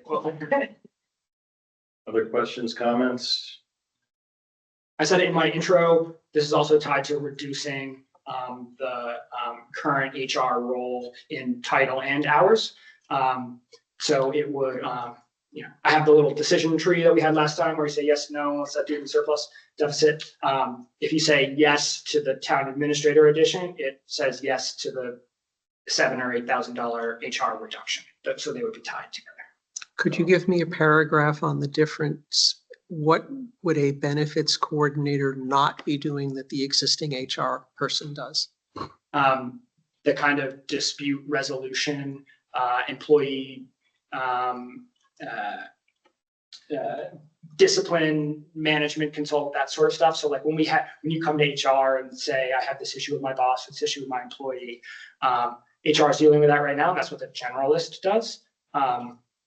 Benefits coordinator wouldn't get in that side of the role. Benefits coordinator would do onboarding, health insurance on and off, deductions, union deductions, would function as a backup to payroll. So right now, previously the HR coordinator did payroll. That is now with the treasurer collector's office I'm not sure the exact split of duties, but it's between the assistant treasurer collector and the treasurer collector, with HR coordinator serving as a backup. In this event, the ATA would step back from payroll, and the benefits coordinator would be the backup to payroll. And which person would be taking on the conflict resolution work? That would be the ATA. So that'll be in their job description. Yeah, so it would be the larger human resources functions, the collective bargaining, the discipline, that kind of stuff. Probably the job posting too. I wouldn't have the benefits coordinator do the job posting. They would just do the onboarding, the retirement, the offboarding, all that sort of stuff. I can see how the town administrator and the ATA would have different skill sets. So that's why someone might want to stay in ATA, because they're used to that kind of activity and not the other ones that. Yeah, and a lot of people who are ATAs get to see the TA role up close and say, no, thank you. I don't want that promotion. Jesse? It's related to Carl's question. Would the ATA job description show that part of their duties are grant management? If there's going to be a vote on it, I would think that should be clarified, because it's been oh, by the way, I think a couple times. So probably not. And I say that because, so we previously had a finance director and we no longer do. So because of my background, have taken on all of the finance director stuff. I think to Elena's point, where it wouldn't necessarily be the ATA to do something like this, but it would it would take stuff off of my plate and allow me to be more of the grants manager. So my job description is it's kind of everything that doesn't fit somewhere job description. So it doesn't specific all that stuff, but I would take that on. Okay, Ron? Yeah, I just want to make sure I'm reading this right. So the fiscal 2027 additional, is that amount to 74.5? Is that what the pay would be for an ATA? Yeah, so I have budgeted, and we don't have a posting, a recruitment, interview, a negotiation, anything like that. But I have a budget of 72,000 and for a 32-hour week position, which nets out to about 90,000 annualized if they were a 40-hour week position, but this is a 32. And then 2,500 as a health insurance declining opt-out. So if the person does take health insurance, then we would save that $2,500 and spend $25,000 elsewhere on the budget. Yeah, so that's what makes that up. 72 is the budgeted salary. Okay, thank you. I would have to add in, now that I'm talking to, we pay for that somewhere else. Never mind. A cell phone, but we pay that out of somewhere else. Here's one of my, I'm new here questions. Are most town employees working 32 hours a week or 40 hours a week? I would say a plurality are working 40 hours a week. Okay, so if someone gets hired for 32 hours and then after a year or two, they say, I want more work, we'd find them another 8 hours working in another department or another role? So this one, no, we wouldn't. If you hire a 32-hour-a-week assistant town administrator, they're going to work more than 32 hours a week. Are they exempt or non-exempt? Exempt. Okay, they're going to work more. Yeah. All right. But it just sets, town hall's closed on Fridays, and it sets the expectation that they're not expected to be here and be fully responsive on a Friday. I think people who get into this kind of work are going to answer your emails on a Friday. So in terms of the whole town, we have so many different structures that are vestiges of budgets past, that I don't think we have a most for anything. Any other questions? Okay, move on. Human resources. So this is tied together, and we have the human resources coordinator online with us, I believe. So this is where we see the $7,500 reduction tied to the assistant town administrator, and then recruitment, retention, and training. This was $5,000 in fiscal 25, and last year we moved it up to $2,500, and we're looking to level fund that here. I'll let Jen dive into it a little bit more, but this has been a great line to use for, just job posting, advertise on Indeed or LinkedIn or whatever, and post jobs like that too. But also we've brought in programs for existing staff, and it's been we do lunch and learns where we bring in someone to speak on a topic, monthly or bi-monthly, and then spend $50 on food for people or whatever. So it's more than $100 on food. It's been great for that. So Jen, do you want to talk a little bit more about kind of that line, and if you wanted to add anything to what I talked about the benefits coordinator? Sure. Excuse me. Can you hear me? Yep. Yes. Okay, great. So yeah, the recruiting, retention, training budget, when I first started, it was just a recruitment budget. It was very minimal. And what we've decided is that it's important that we also spend some money to retain our employees and train our employees. And the lunch and learns have been great. Most of the money for that is spent on food to get the employees there. Carl, I know you had mentioned earlier about wellness. I do a lot of wellness during the lunch and learns through Maya. So we are utilizing that budget line item for that. We have postings on the MMA and things like that we use the recruitment budget for. As far as the benefits coordinator, it's more of a clerical position. A lot of my day is spent currently doing onboarding, offboarding of benefits, changes, a lot to do with claims and deductibles. So that would be that 16-hour-a-week role. I know Jeremy and I have talked about whether it would be 2 full days, whether it would be 4 half days. We're not sure on that. So those are sort of what's going on in the HR department. I do also spend a lot of time doing employee relations. So that's another big part of the role, but that would not be for the benefits coordinator. The benefits coordinator would be more clerical. I would go to the ATA. Yeah. Yes. And if there's any sort of employee relations issue that gets sticky in one way or the other, it's on my desk anyway. So I would still obviously be involved with that kind of stuff. Any final questions on HR? Okay. Great. This one, so veteran services. So typically I wouldn't even bring this budget up, but there's a change in it, and I just wanted to make sure it was adequately explained. So veteran services, we have Pat Morris is a veteran service agent, has been since July. He services Hopedale, Mendon, and Upton.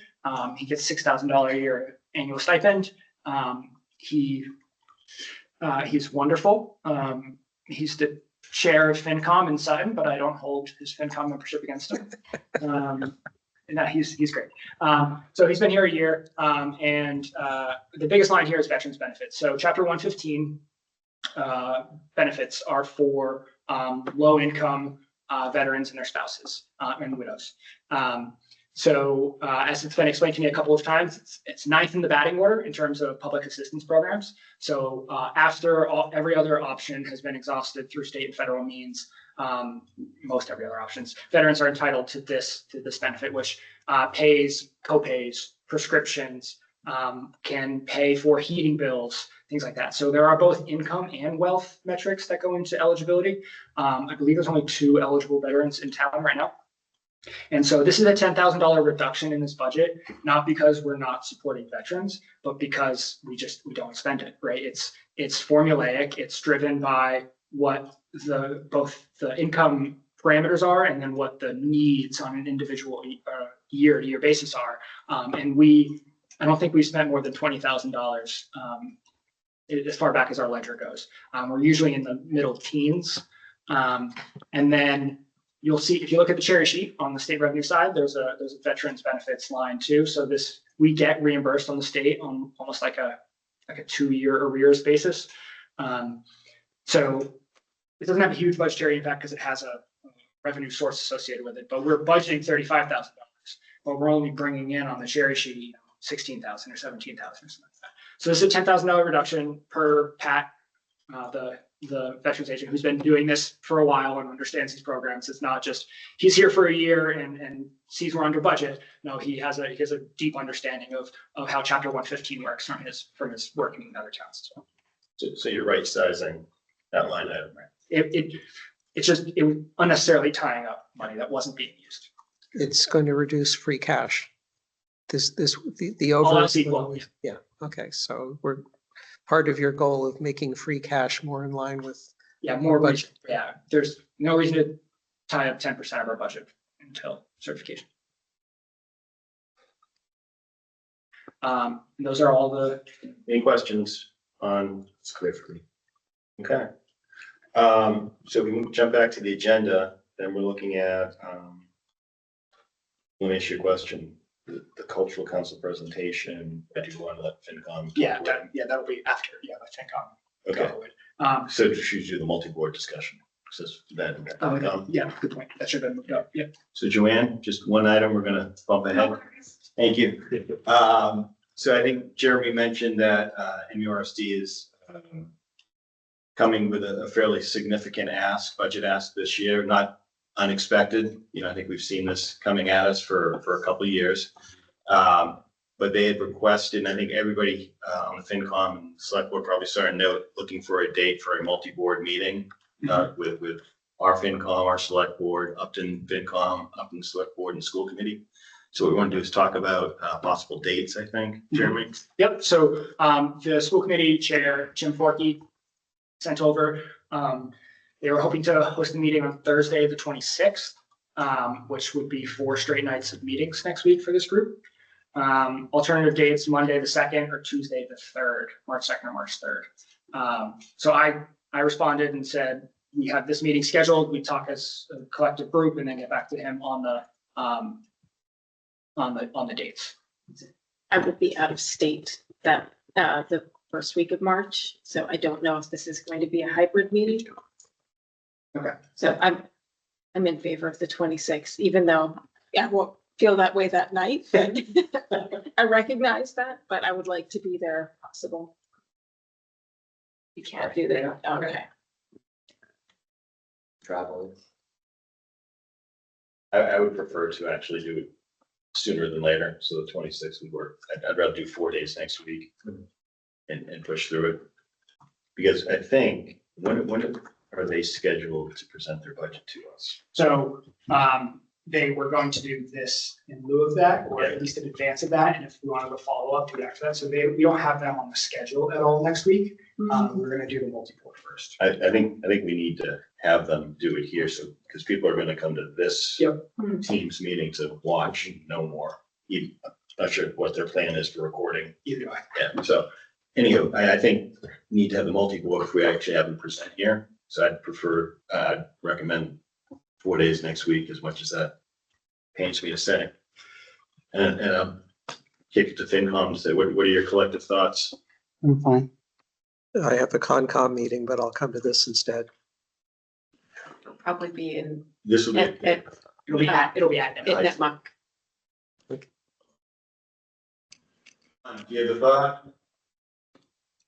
Jesse? 4 days works for me. I'm fine next week.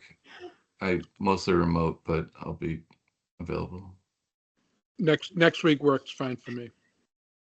I think I heard Jason jump in there as well, correct? Yeah, I'm in. Great, thank you.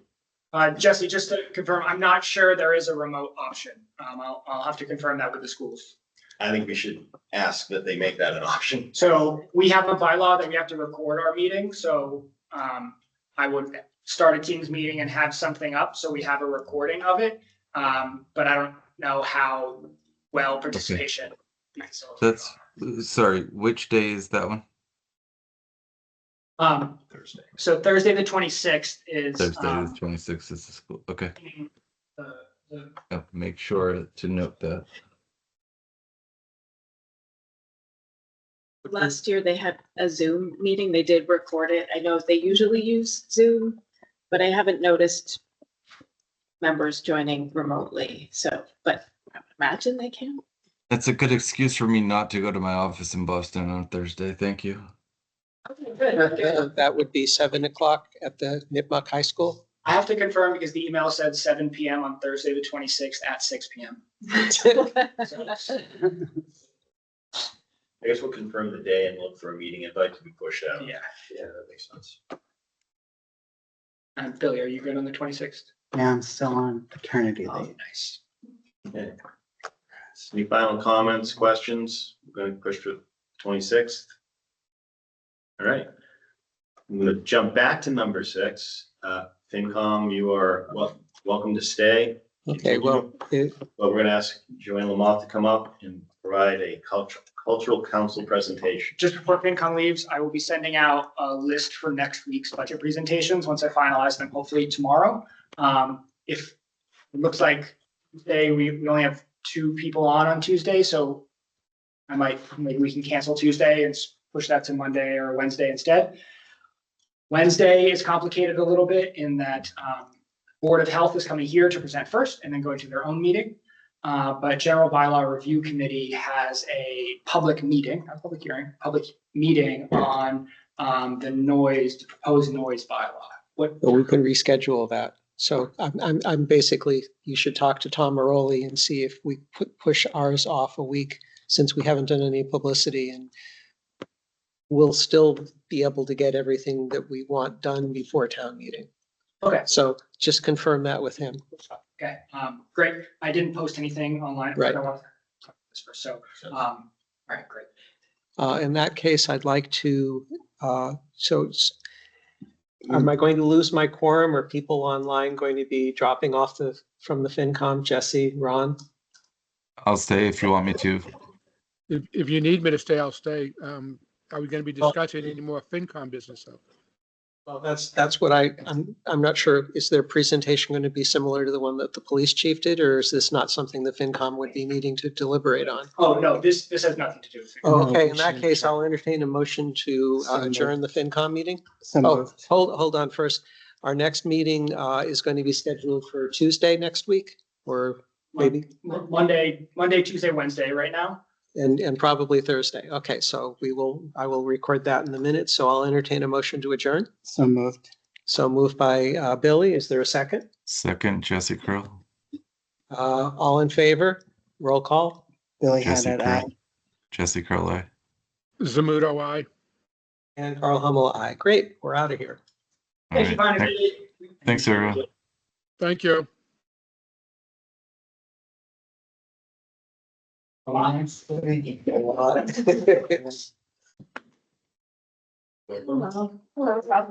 you. So I'll trade places, but I'll go. He's going. You almost had a quorum of the bylaw review. We almost did it. Well, I was here as cultural council, so, you know. As we all know, August 3rd marks the 250th anniversary of the signing the Declaration of Independence. I came to you as a citizen asking about doing something for the town. Well, now I'm coming as a cultural council. The cultural council wants to sponsor the event. They have pledged funds towards the event. So what we'd like to do is we'd like to hold it August 1st, that Saturday afternoon. In the afternoon, say like around 2:30, 3 o'clock, when the heat is kind of subsided down, and we'd like to do a complete mock signing. Try to get 53 people to dress in colonial garb and go up and call each person who signed the declaration, have them come up and sign a mock one. And then take that and have somebody ride off into the distance dressed in colonial garb to bring it to the colonies to view. In conjunction with that, at the end of it, we'd like to have the Declaration of Independence read, because that's why we're here. We're here to celebrate that. And then later that night, I have at the town beach a band concert with I'm going to say this word wrong, flotilla on the lake. So I'm coming to you asking if the town would grant permission for the Cultural Council to be able to do these events. So, Cultural Council has a small grant from the state, which they pledged part of it to this. We also have a community events and celebrations account, which we use for things like Rock the Block. Rock the Block is largely donor supported, but they're required some town subsidy this year. And to remind folks, Rock the Block is now on a cadence of every other year, and so it's not happening in 2026. So this is not envisioned as large, but it does kind of take that space of a summertime community event at, take place at the beach fields sort of thing. And what we do, we form a subcommittee. So I've already reached out to like the Historical Commission, the Historical Society, and a couple other people in town who would want to join the committee, because I'd like to get it across all different groups in town, to have somebody sit on the committee to bring their ideas and work through it. And so that's why I'm here. That's very interesting. So the town clerk will be involved. Yeah. Brothers of the Brush have been, we've talked a little bit with that organization as well, and they have colonial garb from the That's from what I'm hearing, yeah. From the 300. So we've got kind of this cross section. Joanne and I talked, they would need to go to Parks to get Parks Commission. Right. Commission permission to use the beach or the field. Field or whatever. This would require, and what location would you be looking to use that? Well, unfortunately, this road is a very busy road. I'd love to do it in front of the town hall, but we'd have to block this road off, which would create pure chaos in town, especially on a Saturday afternoon. So I'd like to hopefully see if the church, the Unitarian Church, we could do it up there, and all we'd have to do is block off the top of the street to down to where Peregrine's used to be. And Okay. I mean, you could keep it open. It's in the afternoon, so the post office is closed by the time it happens, so it wouldn't be a problem as far as that goes. And then parking wise, I could try to reach out to the people on Hastings Street, because from what I understand, on the 350th, people park behind the facilities on Hastings Street back there, to see if they could park there, and then they'd only have to cross the street and come down to the church. I wouldn't rule out any location.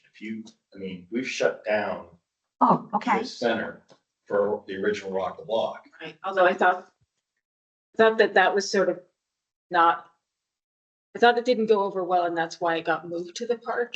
Well, but I don't envision, well, I don't know what No, if we could do it in front of the town hall here, that'd be fine. I was just, And to me, it's more about defining what it is. I don't think Yeah. we have a beer garden. Right, No. actually, Oh, yeah, no, I guess, oh, no. Well, then Rock the Block had a beer garden. This is more a family historical type history event. That's what this is. There's not gonna be a beer garden and, so you're envisioning it outside? outside, So yeah. why outside specifically? Well, we could do it inside. I just figured outside would be easier because it's summertime and, but that's why I'm gonna bring it. We'd rather form a Right. committee and have people come, but so, we're open to any suggestions, locations, or anything. So I think what I'm hearing is probably a general ask of the select board, are you in support of this endeavor? Right. I'm not sure if we have to formally vote on some of the details, but before we get to that, we had one question. I attend the Unitarian Church and I can pretty confidently say they go, yeah, we can get involved. I'm just thinking safety wise and traffic wise and everything. I'm trying to mitigate any of that being a major problem, so. Just send an email to the UUMNDU address and the admin will take it to the rest of the board. Okay. But one thing we're gonna ask is if the town would display the declaration articles that day that they have in their vault, since it is celebrating the signing. So we're asking for that. Well, I mean, Professionally preserved. I'm sure the town clerk would. Yeah, that'd be great. I was just wondering if that could be at town hall. I don't know. It seems I like. mean, we could have at town hall, I'm definitely. thinking about like, you had the cultural council had that whole, the Scavenger hunt, scavenger hunt. that and would it would do be- all the spots, yep. I mean, it would be nice to have it be, like, encourage people to visit town hall for people. We- Historic district as well, to kind of. Yeah. Centralize the district. You know, like I've mentioned to the Historical Society, it'd be great if the museum could be open that day, so people could go to the museum and be able to see that. So it's a plan, It's being formed. it's being formed, correct. There are lots of options, and luckily Mendon was a key player in a lot of this as far as the articles and stuff, so. Jason, you have a thought? I have a thought. Yeah. It would be, I think we keep looking for an opportunity to have, Elena just mentioned it, an open house at the town hall. I think if you do the main action at the church and have an open house at the town hall with a declaration and the beach event at night, there's a lot of connection to activities. I think you'd have a lot of support from the people in town, including our board. I'm gonna go out on a limb here and think that the select board's in full support of this effort. Okay, I I'm mean, just guessing. we will gladly do that. I mean, I just think we need to celebrate it, so. Yeah, and I'll, Yeah, that's great. I'll talk with the police chief as well about details. We can- Okay, yeah, and I'll mention it to the fire chief just in case, because being summertime, you never say never that somebody may not pass out from heat or something like that, so. This will be August, so it should. Yes, it will be August. Be not conflicting with the cardboard boat race, which is, Yep. Yep, so So once we have some more details. we Yep. can police highway. I will, yep, Thanks for taking charge. you're welcome, thank you. Have a good night, guys. Next item, meeting minutes for approval. We've got to January 7th and January 21st of 2026. I did not get them. They're not in the portal for me, and I didn't notice that until I was on the train on my way. So, I will circulate them to everybody right now. So we're gonna defer this to the next meeting. Yeah. And also additionally, February 4th, 26th, being circulated for review. So that wasn't in there either. no, I and if didn't it- see- so somehow the settings in the portal, I'm not getting all of them, like when I notice that I've, Hit or miss for me too. I usually get a notification, when they're There. posted, I do too, yeah. but I didn't get it. So I asked you today, I was wondering. Yeah, and I am on the back end. I don't go through the thing. So I don't see that they're there or not, because I see them on the Right. on my admin dashboard. So I mean, Okay, so those are being distributed. We'll take them up at our next regularly scheduled meeting. Next item is a review of the personnel policy, and I think Jeremy suggested is you or Jen are going to walk us through some of the changes that were made to this discussion. yeah, so Jen's still on, right? So I apologize that this went out so late compared to the meeting. Jen sent it to me in a timely fashion, and I thought it went to the whole board, and it did not, and I noticed that today, so that's my fault. There aren't a lot of changes from when we talked before. The changes are the ones that we talked about that were coming up as changes around bereavement and around remote work and hybrid work availability. So I had a few questions back at that December meeting, and I noticed that the text hadn't changed, so I just wonder if we could get some clarity, Yep, like, for sure. Just pull up my notes. Elena, what section was that in? it was a bunch of sections. So I mean, I was looking at this on the train on the way here, so clarity about the political activities, because it seems like the personnel policy is stricter than the state is about that. And then like similarly, like flyers or handouts, sort of that, like it said that employees are prohibited from giving out handouts, and like, but sometimes it's part of the job to do that. So I just wanted clarity about that, because I mean, it seems like an employee should be able to distribute literature for a town event. So I mean, there were a few things, so I can send it again. So I sent this, it was the ones I sent before the December 3rd meeting. Okay. Yeah, we might- I apologize. I thought those were incorporated in this new one. we talked about those. Okay. I mean, I know there were some other places where they were minor, but I suggested some wordings, like, Can I ask they just summarize your outstanding questions, send them to Jeremy and Jen? Yeah. sure. Jeremy, you can check on versioning. And if you see that a different version with her changes, redistribute the documents. And we can revisit this in the next appropriately scheduled meeting. It may not be the next meeting, is my point. It may be a subsequent meeting. Right, okay, yeah. I appreciate it. I know that it's like some of them are minor, but like I can Yeah. envision where they might cause headaches if we don't have If we clarity. go to this length, we want to make sure things like that are clarified. So Yeah. this is intended to remove headaches, confusion, ambiguity. So this is good. It's good. So, yes, so thank you. We will make sure that we're on there. Thank you. Where's page 11? So listen, do you talk about some of the changes we did make though? Yeah, sure. Yes, sorry. Thank So, you.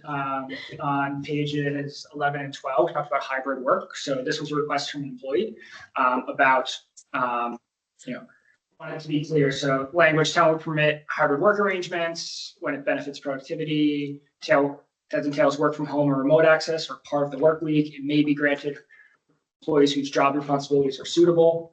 Hybrid work requires a position that has considered flexibility in scheduling and job functions that are easily supported by electronic means. Department head and town administrator must approve hybrid work, and one-off hybrid work days may be approved by the department head and or town administrator, but should not be a regular work schedule without further approval.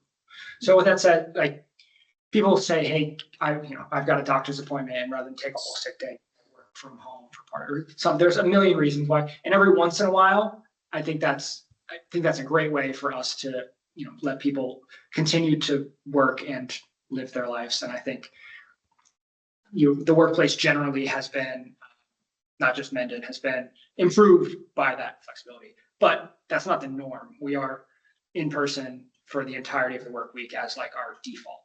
Mm-hmm. We do have the ability to grant reasonable accommodations to folks to create a hybrid work schedule. So we don't have anyone on a hybrid schedule right now outside of a reasonable accommodation. So this is just something we could grant in the future, but we haven't yet. I work from home sometimes. It's great. Oftentimes get more done. And then on bereavement.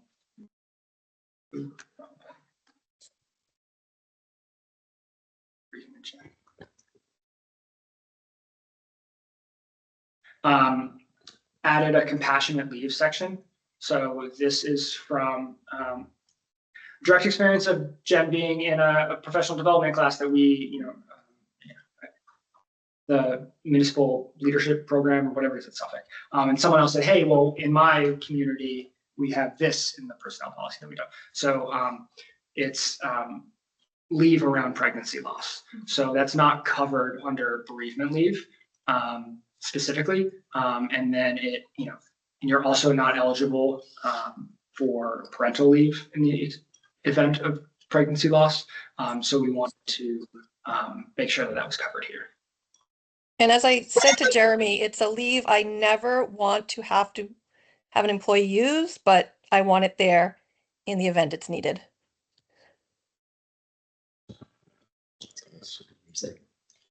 Yeah, so I do appreciate this, and I think that it's good to have it. It did strike me right under the bereavement leave that it's 4 days of paid leave if you lose a child, and then 10 days of paid leave Yeah. So if you lose.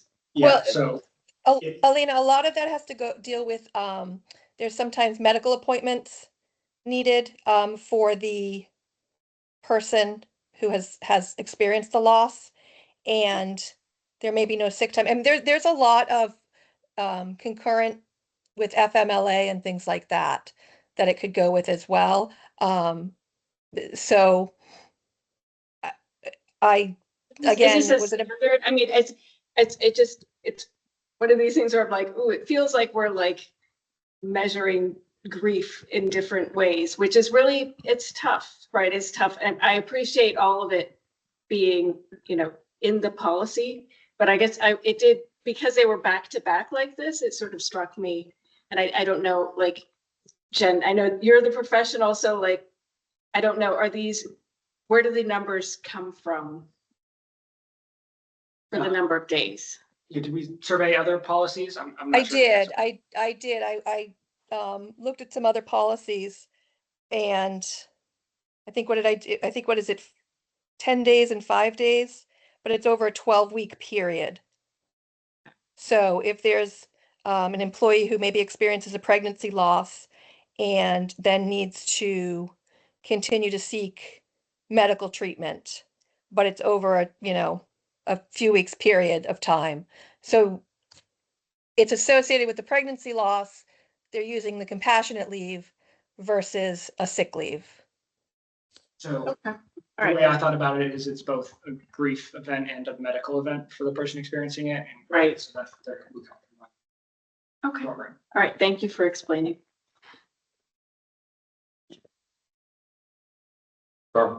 Is this available for fathers or just for the mother? Spouse, or you don't have it in front of you, sorry. A spouse or partner will be granted up to 5 days paid leave. Because then that's just the grief part and the support part, not the medical part.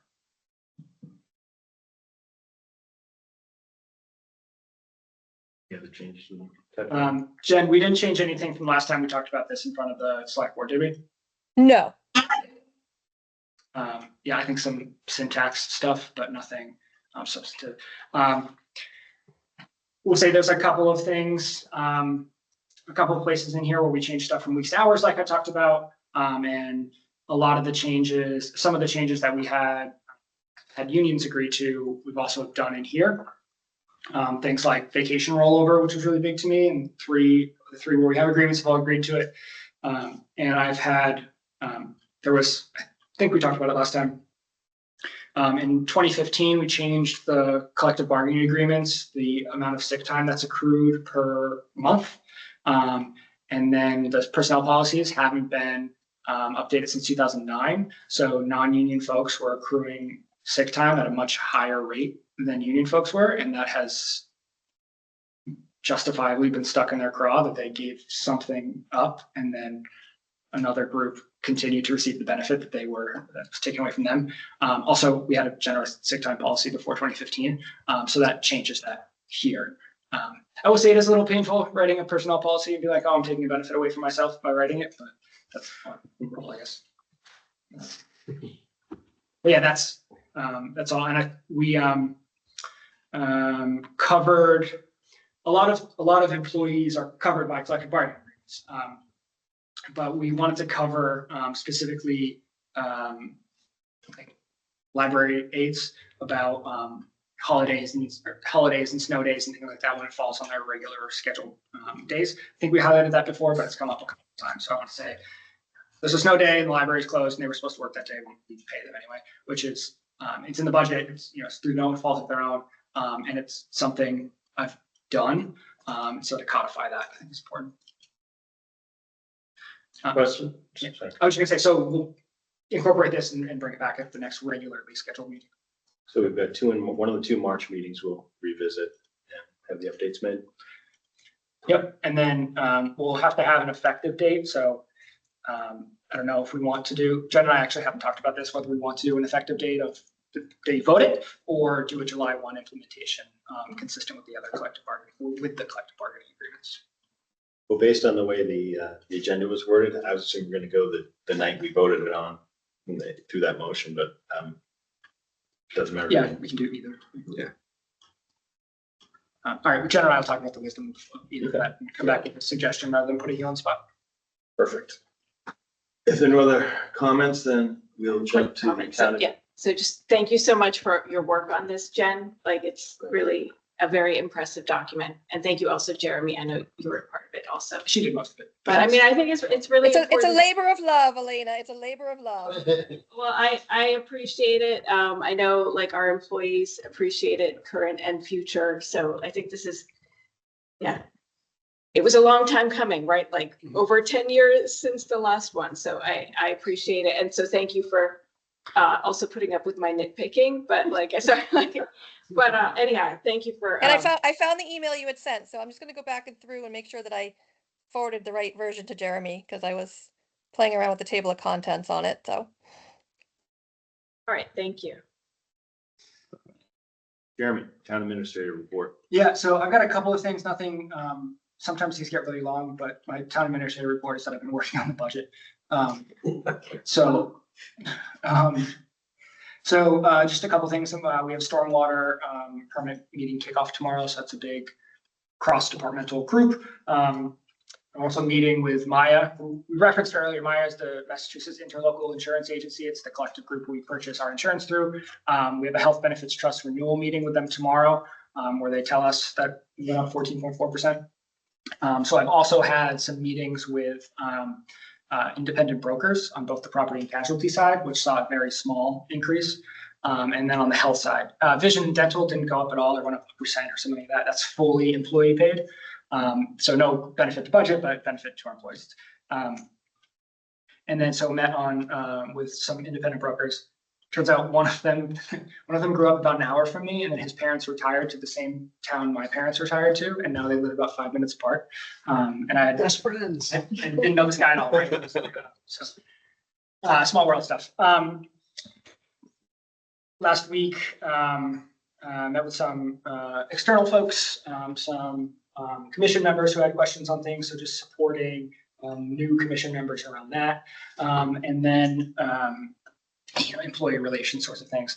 One thing we'll get into, and one thing I spent a lot of time on last week budget-wise, but is the grounds budget. So as we talked about, as we added grounds to the highway, whose responsibility is what's parks, how does that work out? And now that we're 6 months into that, they have a better handle on budgetary responsibility and where that should sit. So it's a little bit more money in the ask, but it's kind of reconfiguring out of parks and into highway for a bunch of stuff and into building maintenance for a bunch of stuff. How's that working out, by the way? 6 months in. So the grounds part's great, and we'll have there's not a request for additional money, but we're going to try to get some longer term seasonal help that can do probably fewer bodies, but hopefully for a longer time, and maybe because of that, a more experienced, better quality of a seasonal worker. And you never know what you get kind of when you're hiring people, but the person we hired as the grounds foreman is just what can I do? Like always, like super helpful, like always kind of looking to one more thing, which has been great kind of energy to have in the department. And we're having a meeting between myself, conservation, I believe, and Mazar from Land Use CC and grounds to talk about Town Hall campus and all the grounds improvements that were made here and how we can make sure to protect that investment going forward. Because as someone who doesn't understand the difference between a native plant and a weed, it's sometimes difficult to figure out what we should and shouldn't be doing here, which is why I'm not in charge of it. And then some more insurance stuff too. So we've got a voluntary benefits program. Things like short-term disability, hospital indemnity plans, supplemental life insurance. So the town provides $25,000 life insurance policy for employees, split, I think it's 50-50. Jen, correct me, but we pay Yeah, like 50-50. so each pay like $1 or something per pay period for it or something like that. But it's a $25,000 life insurance policy that's reduced to $10,000 for retirees. So this voluntary program gives guaranteed issue and something we to all employees. It's something we rolled out last year, kind of revisiting, re-upping, seeing what else we want to add to it. But we'll combine that in open enrollment, which will happen sometime in April as we go through and I'll combine the company that's right here. So that's kind of where we've been at: budget, insurance, employee relations stuff. It's been a busy couple of weeks, but it's been good. Okay, very cool. Thank you. Moving on, future agenda items. So our future agenda items are really going to be more budget. But after budget, there are a couple items, some general bylaw review items listed here in the agenda: noise, land use, council on aging, lakes and streams, and an update on the paddock property, the status of that. Both of those to be pushed out at post budget season, if you will. Next meetings, our budget meetings, we talked about that earlier. That's next week. We got a lot of meetings next week, but our regularly scheduled meetings, March 4th, March 18th. So the plan is the budget meetings will all be done by the 4th. Is that, well, we'll still be talking about the budget. Yeah, so The presentations. Yeah, you won't really have taken votes, right? Because we still have moving pieces, and I think it would be premature. So my goal would be to then have another budget specific meeting to go through and say yes, no, yes, no, yes, no on stuff. Probably in mid-April, kind of once we get a House Ways and Means number, hopefully have a contract settled. With the town hall union, we have 2 bargaining sessions scheduled for the week after next. Monday, Thursday, I think. There's some structural, not talking bargaining, but there are some bigger things we're talking about there that require a little bit more delving into than just what's the COLA. But I'm hopeful that we'll have an agreement. Labor relations are great across town, so there hasn't been animosity in any of these, which has been great. But yeah, one more budget meeting in April. Hopefully we're up on the 4th. My wife's 37 weeks pregnant, so we want to get the substantive pieces done in the next 2 weeks. Okay. Any final thoughts, questions? Okay, I'll take a motion to adjourn. So moved. Second. Okay, roll call vote. All in favor? Goddard, aye. Yes, aye. Scooter, aye. Thank you, sir. Thank you. Scooter, aye, Dave. Yep. All right, cool, great. Have a good night. Adjourned at 8:29. 27. Those were literally words.